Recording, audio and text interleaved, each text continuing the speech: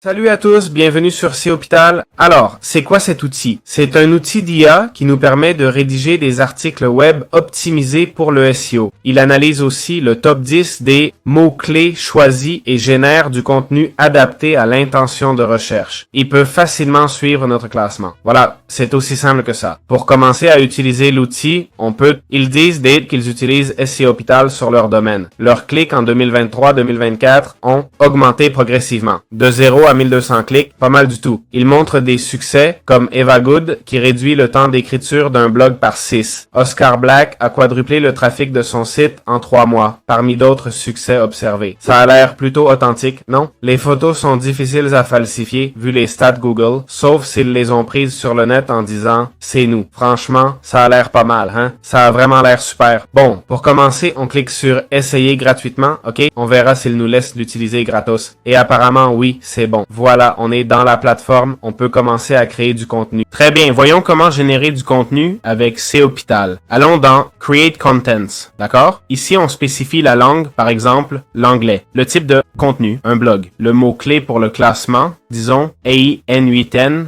cours, par exemple. Et le contenu du titre, le H. Si je n'ai pas d'idée, je peux sélectionner ici pour générer un titre. Je vais choisir le 3e, par exemple. Le voilà. Ça dit, étape 2, donner des instructions à notre assistant. En l'activant, on peut personnaliser les sections. Donc, on personnalise le plan de l'article, ok? En cliquant ici, on peut créer les H2 et H3 de l'article lui-même, d'accord? Si on veut un peu de contrôle, d'accord? On peut aussi personnaliser le style d'écriture, d'accord? On peut choisir les mots-clés de l'article ou si on veut pas, on laisse tel quel, hein? On peut personnaliser les liens, d'accord? Au cas où on voudrait faire un peu de liens internes, je suppose. Ici, ça dit pas besoin de les choisir manuellement. L'IA sélectionnera automatiquement les plus pertinents et naturels, les incluant dans l'article. Plus vous donnez de liens, mieux l'assistant enrichira votre contenu de façon intelligente. Et une conclusion, d'accord? On peut ajouter des images si on veut ajouter une FAQ, ok? C'est-à-dire foire aux questions, ça peut être bien. Et mise en forme gras et italique, d'accord? Donc du gras et de l'italique, quoi. Ça va nous coûter 2 crédits, voyons voir. Et ça dit, votre article sera bientôt prêt. Ça va nous prendre 5 à 10 minutes pour obtenir les infos et entraîner l'IA, garantissant un contenu de qualité. On dirait qu'ils sont sérieux. Je vais devoir patienter une dizaine de minutes, donc bon, on attend. Très bien, l'article est prêt. Je vais le sélectionner. Voilà la table des matières. Ok, voyons l'article. Boostez votre automatisation avec N8N. Ça nous donne un aperçu de l'article. Comprendre les bases de N8N. Qu'est-ce que N8N et comment ça marche? Pas mal comme titre, hein? Module N8N, éditeur visuel, logique conditionnelle. Il manque juste des images. Évidemment, elles n'y sont pas.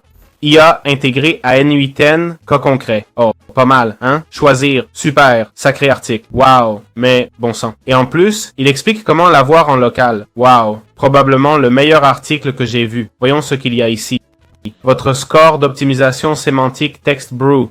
Maxime, taratadada. Top 10 score SERP, optimisation, 27, 25, 22, 17, c'est optimisé, sous-optimisé. D'accord, on le voit là, 2000 mots. Je pense qu'il me manque des choses, des images à ajouter moi-même. Je comprends qu'ils ne les mettent pas ici, ce serait absurde dans le programme. Qu'ils aient utilisé ces images pour l'instant. Mais waouh, ça m'a vraiment impressionné, hein. Vous aurez le lien de l'outil dans la description, c'est le seul qui m'a semblé incroyable jusqu'à présent.